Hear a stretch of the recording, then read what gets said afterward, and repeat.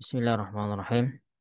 Alhamdulillah wassalatu wassalamu ala Rasulillah wa ala alihi wa ashabihi wa man tabi'ahum bi ihsan ila yaumiddin wa ba'd. Pada pertemuan kedua ini masih dalam pembahasan at-ta'rif bibni Ajurrum wa muqaddimatihi, yaitu tentang Ibnu Ajurrum dan bukunya, yaitu Muqaddimah Al-Ajrumiyah atau Al-Ajrumiyah. Pada pembahasan yang lalu kita sudah sampai menjelaskan bagaimana sumbangsi para ulama dalam mengembangkan ilmu nahu ini atau mengembangkan kitab Al-Ajrumiyah ini.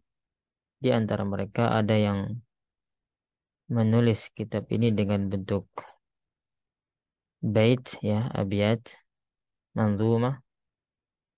Ada yang mensyarahnya, ada yang menyempurnakannya, jadi menitmamkannya, jadi mutammimah. Dijelaskan di sini.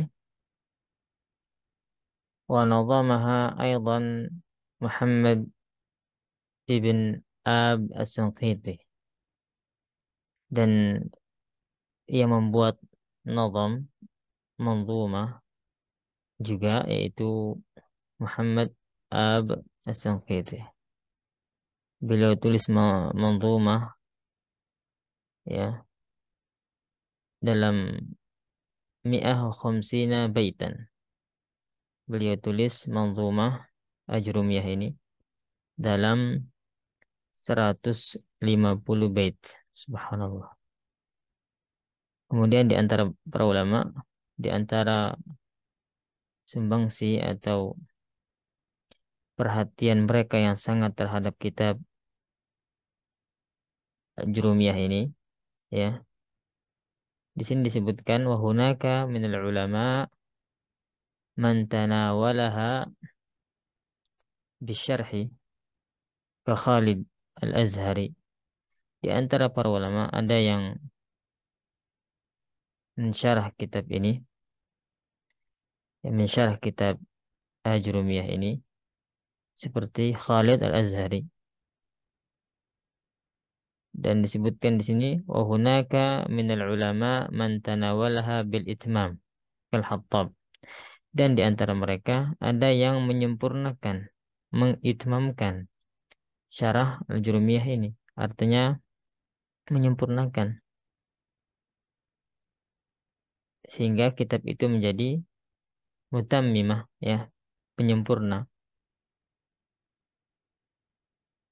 seperti yang dilakukan oleh Hattab. Beliau wafat pada tahun 954.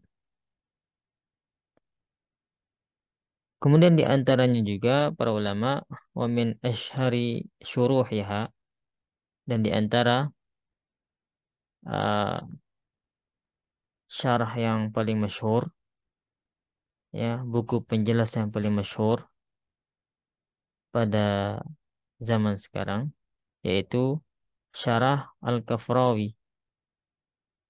Syarah Al-Kafrawi. Kemudian juga wa syarhu Muhammad Muhyiddin. Ya, beliau juga yang mensyarah kitab Jurumiyah ini. Dan kitab Muhammad Muhyiddin,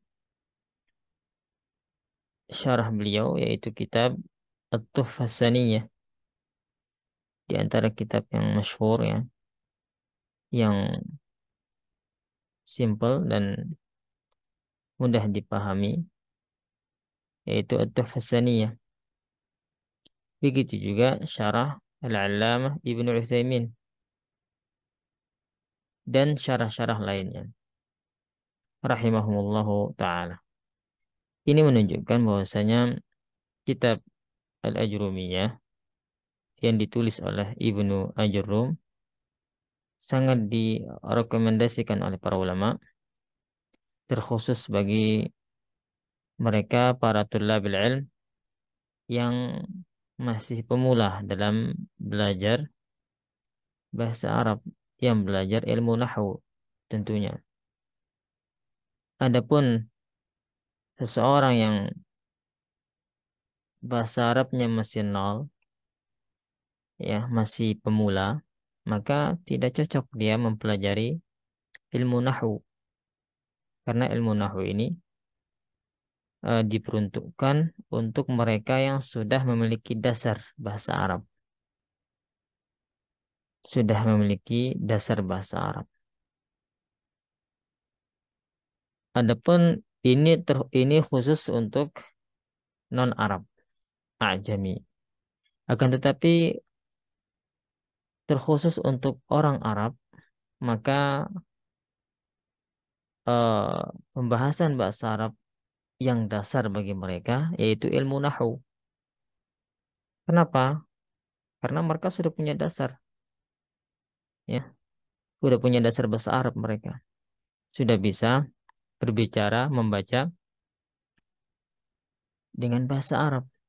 Adapun orang ajami, ya ajim, mereka-mereka yang belum pernah sama sekali mempelajari bahasa Arab, maka terlebih dahulu dia harus belajar bahasa Arab dasar. Setelah ada dasarnya, baru setelah itu dia mempelajari ilmu nahwu. Dan di sini disebutkan, ya, bacaan al-ajrumiyah tuqra bi fathil hamzah, ya, dibaca dengan fathah, hamzahnya difathahkan, al-a, ya, mamdudah, wa bi dhammil jim, dan jimnya didommahkan, wa tasydid ra, dan ra-nya ditasydidkan, al-ajrumiyah, ya, seperti itu. Ini bacaan pertama.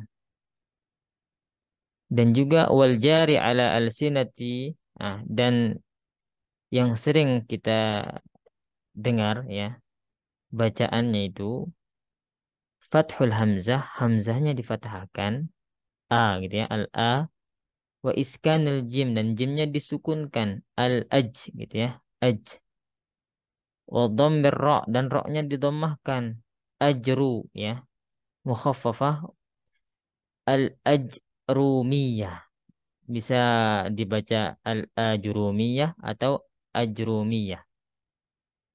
Kata beliau di sini, wal kul wasi'un, dan semua pendapat ini baik bacaan pertama atau kedua, wasi'un, ya, perkara yang luas, ya, semua bisa diterima. Li'anna al-ism al-a'jami qad yata'assar an-nutq bihi, karena isim yang a'jam, yang bukan Arab, ya, karena ajrumiyah ini asal katanya bukan dari bahasa Arab, susah untuk mengucapkannya. Kemudian di sini disebutkan qala Ibnu Anqa. Ajrumiyah itu hiya kalimatun a'jamiyah bilughatil barbar. Beliau mengatakan ajrumiyah itu suatu kata bukan Arab, ya, a'jamiyah. Kata bukan Arab. Satu kata bukan Arab. Bilughatil barbar, dia dari bahasa barbar, kata.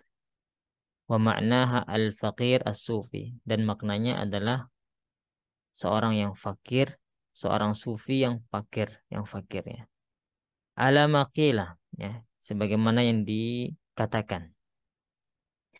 Kemudian kata saya di sini, ya, Syekh Malik Ibn Salim yang mensyarah kitab ini, lakinni lam ajid al-barabirah ya'rifuna dzalik. Akan tetapi aku belum pernah mengetahui seorang pun dari orang-orang barbar, ya, al-barabirah ini orang-orang barbar yang mengetahui hal tersebut, bahwasanya al-ajrumiyah itu, ya, dari bahasa barbar. Wa inna ma hiya fi biladil barbar qabilah tusamma Bani Ajrum. Akan tetapi al-ajrumiyah itu adalah eh, suatu nama qabilah ya. Nama qabilah. Qabilahnya namanya Bani Ajurrum. Berarti Ajrumiyah ini dari Bani atau dari qabilah Bani Ajurrum. Ya, dari Bani Ajurrum. Oleh karena itu, eh, kitab Ajrumiyah itu dinisbatkan ke tempat lahirnya Ibnu Ajurrum, yaitu Bani Ajurrum.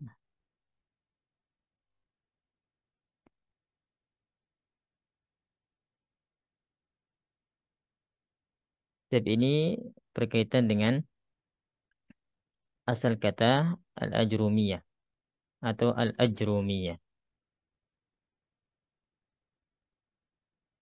Dan telah kita sebutkan kenapa kita memilih Syarah Al-Mumti' ya dalam mempelajari kitab Al-Ajrumiyah, karena kitab ini sangat bagus sekali ya, sangat menjelaskan dengan simpel ya, menjelaskan dengan ringkas dan penuh dengan contoh. Begitu juga di akhir di setiap pembahasan bagan-bagan ya dan tadribat-tadribat. Di akhir di setiap pembahasan dengan tadribat-tadribat, latihan-latihan dan juga skema bagan ya. Ini untuk memahami apa namanya, untuk sarana untuk bisa memahami lebih detail, karena ilmu nahwu ini kalau dijelaskan seperti air tanpa ada inovasi ya, tanpa ada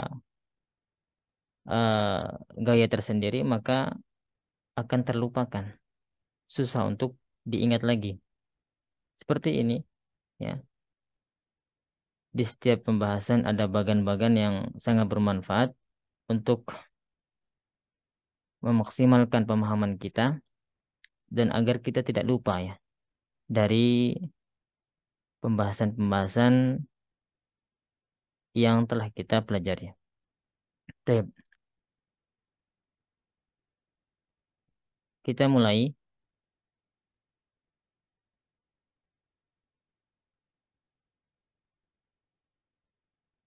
pada pembahasan kali ini.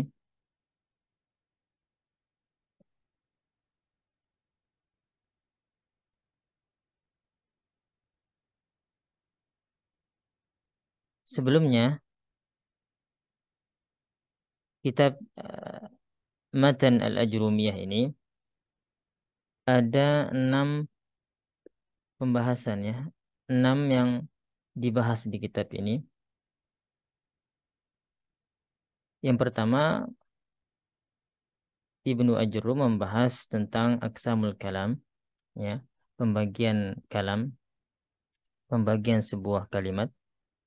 Bahwasanya kalimat itu terdiri dari isim, fiil dan huruf dan tidak ada komponen lainnya kecuali 3 ini sehingga terbentuk sebuah kalimat.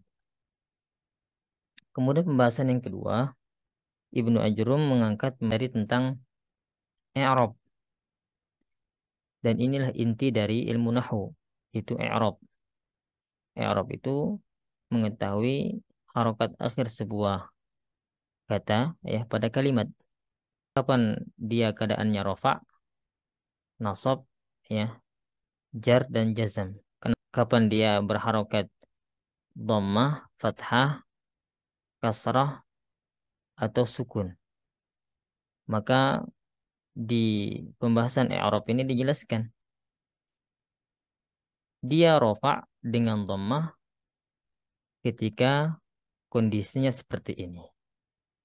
Dia nasab dengan fathah ketika kondisinya seperti ini. Dijelaskan setiap kondisinya di setiap keadaannya. Sehingga seseorang mengetahui, ya, oh ini i'rabnya, harokat akhirnya dhammah. Ini harokat akhirnya fathah. Ini harokat akhirnya kasrah dan seterusnya. Kemudian pembahasan yang ketiga dari kitab ini yaitu tentang af'al, fi'il-fi'il. Yang mana fi'il-fi'il ini dominan dia adalah sifatnya mabni. Mabni itu keadaan harokat akhir katanya itu, ya, keadaannya itu tidak bisa berubah. Itu namanya mabni. Mabni adalah suatu kata yang harokat akhirnya itu tidak bisa diubah-ubah. Maka kebanyakan fi'il ini, fi'il, dia sifatnya mabni. Seperti fi'il madhi, fi'il amr, mabni semua. Sebagian kata ketika ada faktor yang mempengaruhi harokat akhirnya, ya, sehingga ketika ada faktor, ada amil, ya, ini yang bisa merubah harokat akhir sebuah kata. Dia bisa dhammah, dia bisa fathah, bisa kasrah dan lain sebagainya. Dan kata atau isim atau kata yang bisa berubah, ya, karena ada faktor ini namanya mu'rab. Mu'rab, ya, kata yang bisa berubah harokat akhirnya karena ada faktor. Dan ada kata yang nggak bisa berubah harokat akhirnya walaupun ada faktor yang masuk. Dia paten, ya, keadaannya. Kalau sudah dhammah, dhammah selamanya. Walaupun faktornya banyak masuk tetapi dia tetap berpendirian. Artinya dhammah, dhammah, fathah, fathah terus. Ini namanya mabni. Sifatnya mabni. Semoga bisa dipahami, insyaallah. Kemudian pembahasan yang ketiga tadi yaitu tentang af'al. Nanti kita akan jelaskan. Kemudian pembahasan yang keempat, ya, di kitab Matan al-Jurumiyah ini tentang marfu'atil asma, yaitu isim-isim yang marfu'. Isim-isim yang marfu'. Isim-isim yang keadaannya bisa rofa, ya. Baik dia rofa dengan dhammah atau dengan alif dan seterusnya. Yang penting keadaannya dia rofa. Apa isim-isim yang keadaannya rofa semua, ya, itu dibahas di materi keempat. Materi kelima tentang mansubatul asma, ya, tentang isim-isim yang mansub. Isim-isim yang keadaannya mansub. Baik itu mansub dengan fathah dan seterusnya. Apa saja isim-isim yang i'rabnya itu mansub, ya. Seperti maf'ul bihi, ya, dan seterusnya. Dan pembahasan yang terakhir yaitu tentang mahfudhatul asma, tentang isim-isim yang majrur atau isim-isim yang mahfud, yang berharokat kasrah, yang majrur. Kapan apa aja isim-isim yang dia i'rabnya itu majrur atau i'rabnya itu mahfud, maka akan dipelajari di materi terakhir. Inilah secara ringkas isi dari kitab Matan al-Ajrumiyah. Kitab ini bisa dikatakan Matan al-Ajrumiyah, Muqaddimah al-Ajrumiyah, atau al-Ajrumiyah, ya. Semua sama. Jadi, ilmu nahu, ya, sebagaimana kita ketahui, ilmu nahu ini berbeda dengan ilmu sorof. Ilmu nahu, ilmu yang membahas tentang harokat akhir sebuah kata. Perubahan harokat akhir sebuah kata. Baik itu dia harokatnya dhammah, fathah, kasrah, atau sukun. itu ilmu nahwu. Dengan menguasai ilmu nahwu, dia sudah bisa menetapkan dan mengetahui harokat akhir sebuah kata itu apakah fathah, dhammah, kasrah atau sukun. Adapun ilmu sorof, karena ilmu sorof itu berkaitan dengan bangunan sebuah kata, maka dia lebih fokus ke harokat pertama dan tengah atau sebelum akhir. Dia fokus ke harokat awal dan sebelum akhir. Ya. Oleh karena itu, ilmu nahu dan sorof sama-sama penting. Ya. Seseorang yang ingin menguasai ilmu bahasa Arab, dia harus menguasai atau mempelajari dua ilmu ini, ilmu nahu dan ilmu sorof. Ya, semoga ke depan bisa kita pelajari ilmu sorof. Di sini disebutkan karena membahas pembahasan pertama atau materi pertama tentang al-kalam, beliau menjelaskan ta'riful kalam, pengertian kalam, pengertian sebuah kalimat ya. Di sini disebutkan oleh Ibnu Ajurrum, qala al-musannif rahimahullahu taala, berkata al-musannif yaitu Ibnu Ajurrum, al-kalamu huwa al-lafzu al-murakkabul mufidu bil wad'i. Kalam atau sebuah kalimat itu dikatakan sebuah kalimat itu huwa al-lafzul murakkab. Jika kalam itu berupa lafaz, terlafadzkan, al-murakkab, tersusun, al-mufid ya, yang memiliki faedah, yang memiliki makna, bil wad'i, dan yang diletakkan oleh orang Arab. Ini kita akan jelaskan. Di sini Syekh Malik Ibn Salim ya, pensyarah kitab ini mengatakan bada al-musannifu rahimahullahu taala bi ta'rifil kalam. Penulis Ibnu Ajrum memulai kitabnya dengan menjelaskan pengertian kalam. Kenapa? Kenapa beliau pertama kali membahas tentang kalam? Li'anna an-nahwa liiqamatil kalam. Ya, karena ilmu nahwu itu dipelajari untuk iqamatil kalam, ay tashihil kalam, untuk meluruskan, membenarkan sebuah kalimat. Karena kalimat yang sempurna, yang benar, yang dipahami, kalau sesuai dengan kaedah-kaedahnya. Maka yang pertama kali dibahas yaitu al-kalam, yaitu tentang kalimat. Karena ilmu nahwu itu dipelajari untuk meluruskan sebuah kalimat, untuk membenarkan sebuah kalimat, ya, kalimat yang salah, dibenarkan, ini yang lurus, ini yang benar. Sehingga seseorang ketika berbicara dengan bahasa Arab, dia sesuai dengan kaedah. Jika dia mengetahui ilmu nahwu, maka dia akan berbicara sesuai dengan kaedah. Dia bisa membaca kitab sesuai dengan kaedah. Dan juga membantu untuk memahami apa yang dibaca. Dan ini yang sangat penting. Sebagian para ulama menjelaskan al-lafzul murakkabul mufidu bil wad'i ini ada 4 komponen ini, termasuk syarat kalam.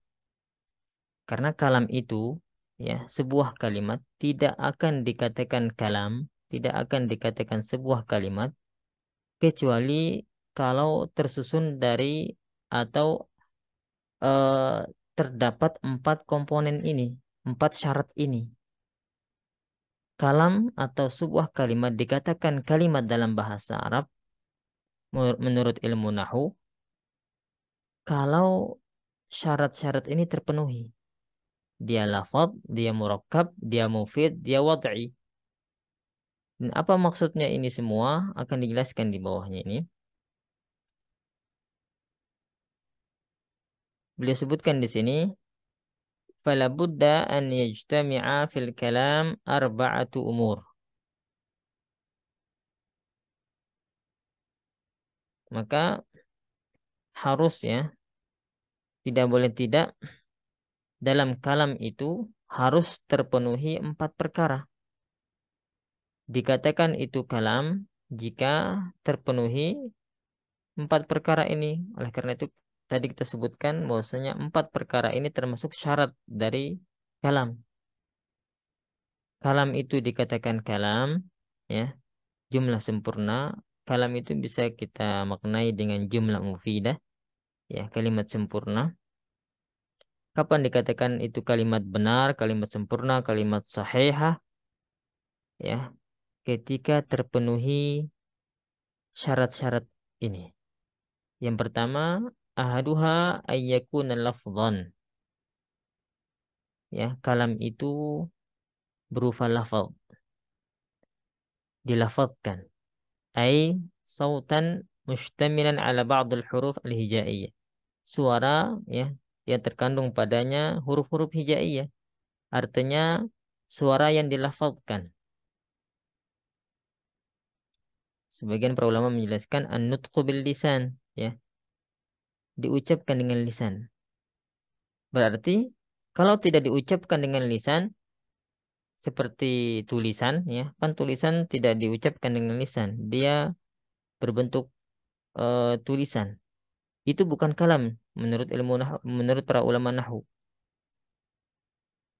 Mungkin menurut ulama syariah, ya, menganggap itu udah kalam. Ketika ada tulisan, ya, ada buku, maka itu dikatakan kalam. Adapun di ilmu nahwu tidak dikatakan kalam sampai tulisan itu dilafadzkan. Kalau sudah terlafadzkan, ya, keluar dari lisan, maka baru dinamakan itu kalam. Ini syarat pertama. Oleh karena itu di sini kalau isyarat ini lawannya, ya. Kalau isyarat tulisan, isyarat misalnya kita memanggil seseorang dengan isyarat. Orang bisa paham tetapi dia tidak berucap dengan kalam. Artinya tidak berkalam. Walaupun lawan bicaranya paham, tetapi dia belum dikatakan sudah berkalam. Artinya sudah berbicara dengan kalimat sempurna. Dia belum dikatakan sampai dia melafadzkan kalimat tersebut. Ini syarat pertama. Syarat kedua yaitu ayyakuna murakkaban. Hendaklah kalam itu tersusun, ya. Ai muallafan min kalimatain fa au akthar. Tersusun dari 2 kata atau lebih.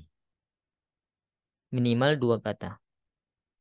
Jadi suatu kalimat, ya, dikatakan kalimat sempurna, kalam, kalau kalimatnya tersusun dari 2 kata atau lebih.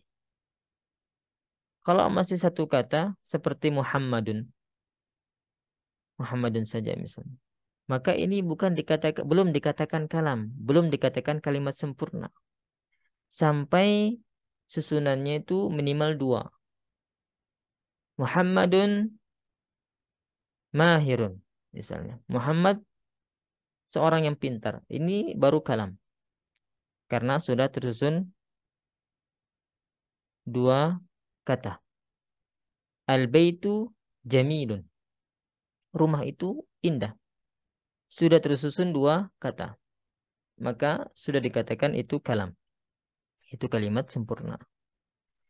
Adapun kalau kita katakan baitun saja, jamilun saja, maka belum dikatakan kalam.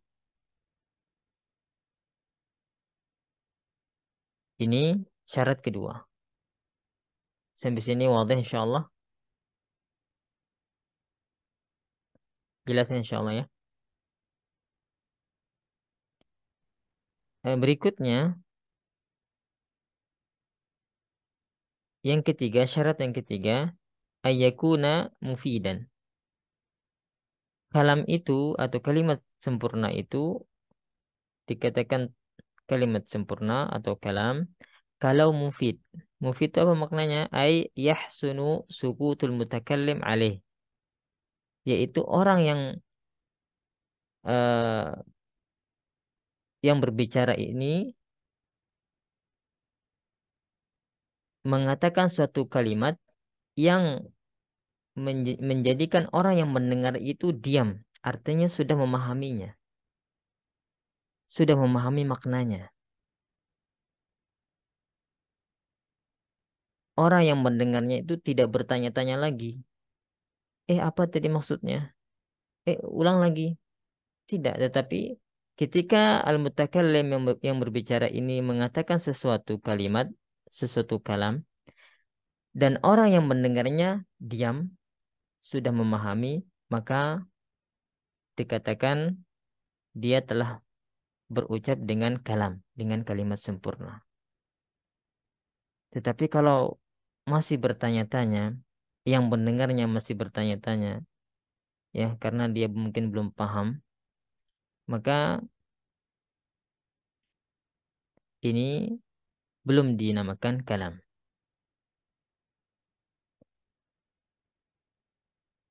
Kemudian yang keempat, syarat yang keempat, ayyakuna bil wad'i.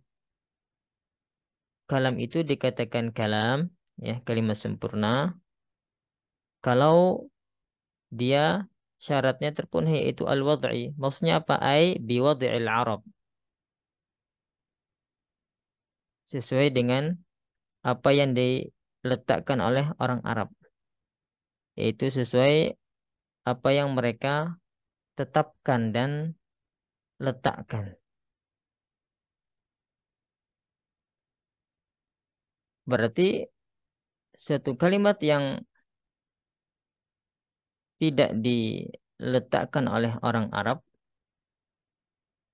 kalimat luar dari bahasa Arab, maka tidak dikatakan kalam. Oleh karena itu para ulama ada yang memaknai al-wad'i ini dengan dua makna. Makna pertama, seseorang yang mengucapkan kalam itu dia memiliki maksud, ya. Dia memiliki maksud dan tujuan. Karena ada orang yang berbicara tetapi tidak ada maksud seperti orang gila. Orang gila ketika berbicara maka dia tidak ada maksud apapun. Orang yang ngigo ketika tidurnya ya, dia berbicara tetapi pembicaraannya tidak dikatakan kalam karena tidak ada maksud dan tujuan. Orang yang ngelantur dan seterusnya. Makna yang kedua dari wad'i disebutkan oleh Syekh Muhammad bin Shalih Utsaimin yaitu kalam yang diletakkan atau yang disusun oleh orang Arab. Maka jika kalam atau kalimat itu bukan berbahasa Arab, bukan yang diletakkan oleh orang Arab, maka tidak dinamakan kalam. Seperti bahasa kita, bahasa Indonesia ya. Tidak dikatakan kalam oleh ilmu ulama nahwu. Pembicaraan kita dalam menjelaskan nahwu ini tidak dikatakan kalam, kalimat sempurna. Kenapa? Karena bukan berbahasa Arab. Jadi wad'i ini maknanya bisa dua, yaitu dia berucap dan orang yang mengucapkannya itu ada maksud atau tujuan. Makna kedua, al-wad'i ini artinya sesuai apa yang diletakkan oleh orang Arab. Sesuai apa yang diletakkan oleh orang Arab.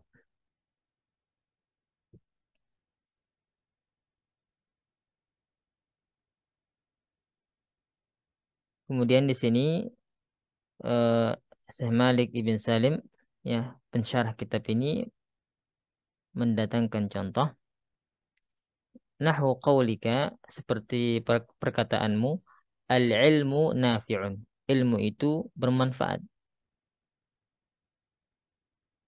Ini apakah terpenuhi syarat-syarat ini?